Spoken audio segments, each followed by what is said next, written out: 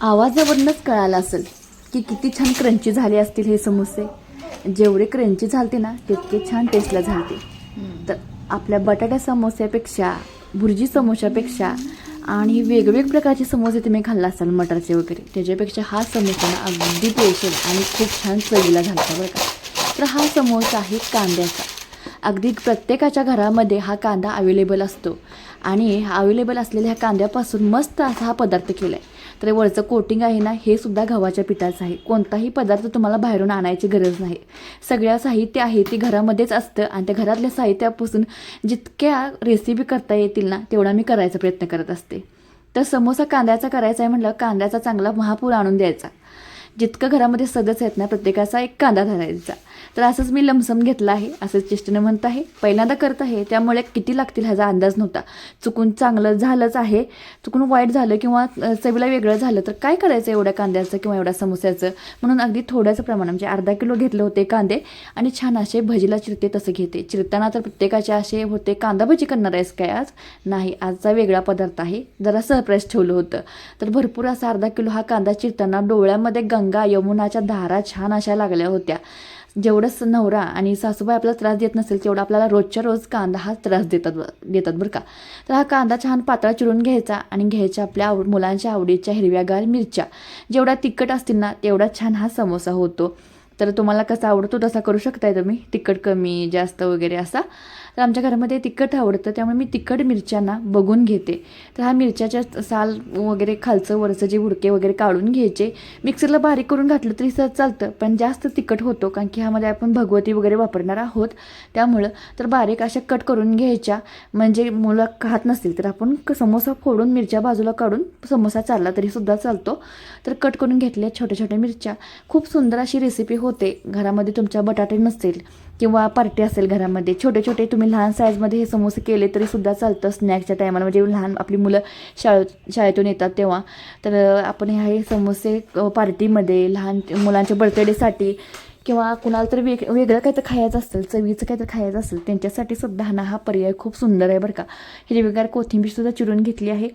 तर आपण खलबत्त्यामध्ये घातलं आहे, 1 चमचा जिरं घातलं आहे, 1 चमचा धणे घातलेत आणि आपल्या इथं मला बडीशेप माझ्यापाशी म्हणजे पिवळी भाजलेली असते ना आपण जेवणानंतर खाते ती इथं बडीशेप घेतली आहे. हिरवी असेल तर घाला, माझ्या नव्हती म्हणून ही घातली आहे. चवीमध्ये काय फरक पडत नाही. तर हे 3 साहित्य छान असे कुटून घ्यायचे. तर मिक्सरमध्ये बारीक करणार असाल तर पल्स मोडवर ना करून घ्या बारीक. आणि हे जे बघताय ना व्हिडिओमध्ये त्याच पद्धतीनं भरडं असतं, म्हणजे नुसतं थोडंसं दुखवायचं हे आणि बाजूला ठेवायचं. खूप छान असे ह्यामुळं खमंगपणा आणि टेस्ट छान येते. पॅनमध्ये तेल घालायचं 2-3 चमचे आणि तेल थोडंसं तापलं की त्यामध्ये हा मसाला घालायचा. हा मसाला जळता कामा नाही, त्यामुळे तेल आहे ते जास्त कडक करायचं नाही, गरम करायचं नाही. कमी गरम तेलामध्येच हे थोडंसं गरम करून घ्यायचं, भाजून घ्यायचं. म्हणजे मसाला भाजला की थोडासा कडवटपणा जाणवतो, त्यामुळे थोडासा मसाला भाजताना काळजी घ्या. त्यामध्ये हळद घालायची 1 चमचा किंवा अर्धा चमचा, मग मिक्स करून घ्यायचं आणि एक करून साहित्य घालायचं ह्यामध्ये. तर हे आता साहित्य घालताना आपण जास्त साहित्य ह्यामध्ये वापरणार नाहीतच, कारण कांद्याचा समोसा आहे त्यामुळे इझी आणि टेस्टी हे जे पूर्ण असे सुविचारच आहे हा. तर आपण कांदा घातला आहे, कांदा घातल्यानंतर मिरची घातली आहे.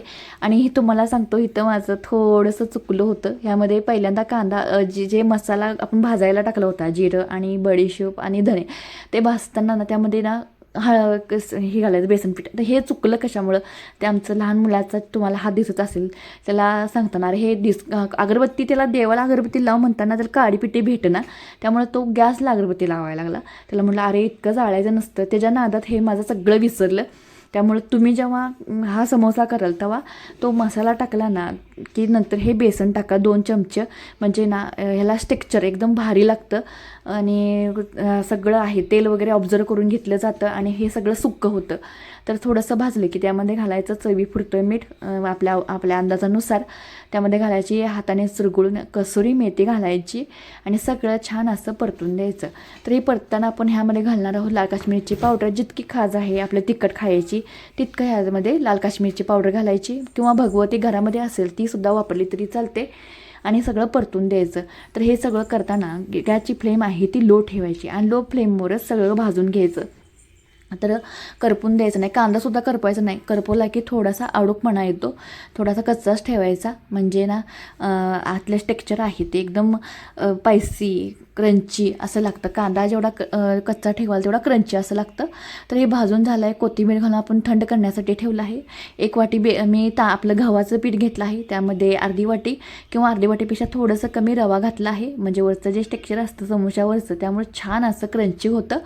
कसुरी ओवा घातला आहे हाताने चांगला चुरगुळून खुसखुसून, आणि मीठ घालायचं त्यामध्ये आपण कणिक मळण्यासाठी. हे समोशाची कणिक मळत आहे.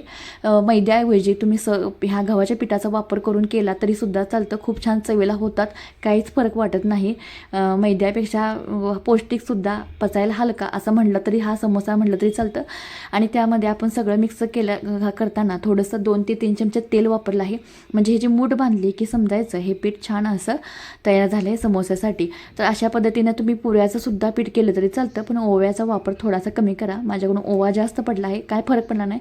ओव्यामुळे खूप छान असं चव लागत होती त्याला.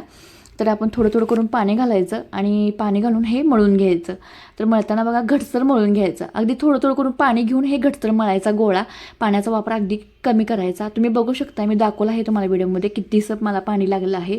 अगदी अर्ध फुलपात्रापेक्षा कमीच म्हटलं तरीसुद्धा चालतं. घेताना भरपूर पाणी घेतलं मी.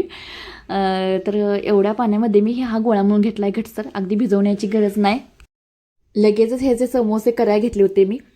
आणि ह्याच्यावर रवा वगैरे आहे ना, खूप असा क्रिस्पी छान लागतो, त्यामुळे रवा घालायला अजिबात विसरू नका. तर लगेचच मी करायला घेतलं होतं. आणि आमच्या घरच्यांची उत्सुकता, घरच्यांची म्हणली तर माझ्या मुलांची उत्सुकता खूप होती. त्यातल्या त्यात माझ्या मुलग्याची, त्याला काय तर खायचं होतं, कारण की 5-7 दिवस झालं तो आजारी होता थोडासा. आणि त्याला काही खावडत नव्हतं, थोडंसं तेलकट होतं, पण काय तर चवीला खायला, पोटात काय तर जाऊ दे म्हणून ही खायला दिली मी खास त्याला समोसा. आणि खूप आवडीनं खाल्ला त्यानं. तर त्याला म्हणजे बटाटा आवडत नाही समोशामधला, आणि कांद्याचा खूप आवडता हा समोसा. मला त्याचा खूप आनंद झाला. तर आपण लाटून घेतलं, आणि लाटताना तो पहिल्यांदा काय झालं, खाली चिटकलं. मला वाटलं पीठ लावायची गरज वाटणार नाही, तर मी थोडंसं अगदी पीठ घेतलं. लय लावायची गरज नाही, मी जास्तच घेतलं आहे पीठ. थोडंसं खाली चिटकता कामा नाही म्हणून इथं मी पीठ लावलं आहे. आकार थोडासा वेगळा वाटला आणि समोसासुद्धा मोठा वाटला. मला छोटे छोटे समोसे पाहिजे होते, म्हणून मी जे डब्याची प्लेट असते ती प्लेटेने मी थोडासा राऊंड मारून घेतला आहे. तुम्ही एवढाच गोळा करून लाटा. मी माझ्याकडून मोठं झालं आहे इथं, आणि आकार पण व्यवस्थित होतो, समोसा पण व्यवस्थित भरला जातो. आता पहिल्यांदा मला कळना समोसा कसा करायचा, हे लक्षात येईना. खूप दिवसांना हा समोसा करत होते, आणि तुम्हाला सांगते खूप गंमत झाली हा समोसा करताना. तर अर्धा तासाचं काम होतं, त्याला 1 ते 1.5 तास लागलं, कारण की त्याचं कारणच असं होतं. तर मला समोसा पहिल्यांदा कळना कसा करायचा, हा नंतर लक्षात आलं की हा असं नाही असं. तर असा त्रिकोणी केला, तुम्ही बघताय व्हिडिओमध्ये त्या पद्धतीनं त्रिकोणी केला. इकडलं तिकडलं टोक जोडायचं, आणि नंतर ते दाबून घ्यायचं, म्हणजे फुटता कामा नये. आणि बाजून आहे ते पाणी घालायचं. तर लक्षात येईना, तर असंच करत गेले. मध्ये आहे ते थोडंसं दाबून घेतलं आहे बघा, व्हिडिओमध्ये अगदी बघताय तसं. थोडीशी चुकीची पद्धत झाली आहे इथं माझी, पण ठीक आहे. आकार आहे ते तुमच्या आवडीनुसार करू शकता, गोल किंवा अशा पद्धतीचा कसाही, काय की चव तर एकसारखीच लागणार आहे. तर मी तर नंतर मला ध्यानात आले की हा असा समोसा करायचा. तर खूपच वेळ लागला होता मला छोटे छोटे समोसे करताना. तर माझे मिस्टर, माझे कार्यकर्ते आलते, तर तुला थोडीशी मदत करू काय म्हणलं. मला पण खूप आनंद झाला की आता माझे मिस्टर आता मला मदत करणार आहेत म्हटल्यानंतर माझे समोसे पटपट होतील. म्हणजे मी पटपट लाटून देणार, चिरून देणार, फक्त भरायचं काम करायचं. तर हे बघा, भरायचं काम त्यांचं चालू होतं. एक समोसा कसा भरला आहे ह्याच्यावरून मी कळाले की हे काय मला काय मास्तर काम काय हलकं होणार नाही. तर म्हटलं बघून तर करा कसं केलं आहे. तर ओनली हा समोसा ओळखीचा, क्वालिटीच असा वाटत होता. तर सगळ्या समोशामध्ये अगदी स्पेशल हा समोसा दिसत होता. त्या पद्धतीने केलताच. तर चला राहू दे म्हटलं, जावा बाजूला, मला काम मला केलंच पाहिजे. मला वाटलं हलकं होईल. तर शेवट सगळे समोसे मलाच करावे लागले. तर अशा पद्धतीने गोलूमोलू छोटेसे समोसे केले. तर मला सांगते, घरामध्ये तुमच्या लहान मुलांच्या पार्टी असतात त्यावेळेला ना हा पर्याय खूप सुंदर आहे, मुलांना आवडणार पण सांगतो. तर दरवेळेला बटाटा समोसा करतोच, पण ह्या वेळेला ना कांदा समोसा करून बघा. अगदी मसाला केला ना अशाच पद्धतीने करा. आतले टेक्स्चर आहे ती भारी, प्रत्येकाला आवडणार तुमच्या घरामध्ये. आणि वरचंसुद्धा टेक्स्चर आणि कशा पद्धतीने मळली आहे ते सुद्धा लक्षात घेऊन मळा. म्हणजे वरचंसुद्धा कोटिंग आहे ते एकदम क्रंची, आतलं सारण आहे ते खूप सुंदर चवीला. आणि पहिल्यांदा ना 5 ते 10 मिनटं हे समोसे ना 5-7 मिनटं ना लो फ्लेमवर ना भाजून घ्यायचे आणि नंतर आहे ते मिडियम फ्लेमवर भाजून घ्यायचे. म्हणजे कसं आतूनसुद्धा छान असं भाजलं जातं, क्रंची होतात. आणि पहिल्यांदा भाजताना चमच्यानं भाजा, म्हणजे तुटण्याची वगैरे शक्यता असते, नाजूक होतं तेलामध्ये गेल्यानंतर. तर आणि छान याला टेस्ट आणि जास्त झणझणीत पाहिजे असेल तर तुम्हाला सांगते, ह्या मॅगी मसाला, लाल काश्मीरची पावडर आणि चाट मसाला मी सर्व मिक्स करून घेतला आहे, तिन्ही वस्तू म्हणजे ह्या समोस्यावर टाकण्यासाठी. त्यामुळं ना वरचा कोटिंगसुद्धा सुंदर लागतं. टमाटर सॉस घ्या, हिरवी चटणी घ्या, खोबऱ्या चटणी घ्या, व्यवस्थित परफेक्टच हे कॉम्बिनेशन भारी होतं. बघू शकताय आतलं किती छान सारून दिसतं आहे, क्रंचीवरचं कोटिंग आणि झणझणीत, आणि खाऊन फक्त भारीच की ओ.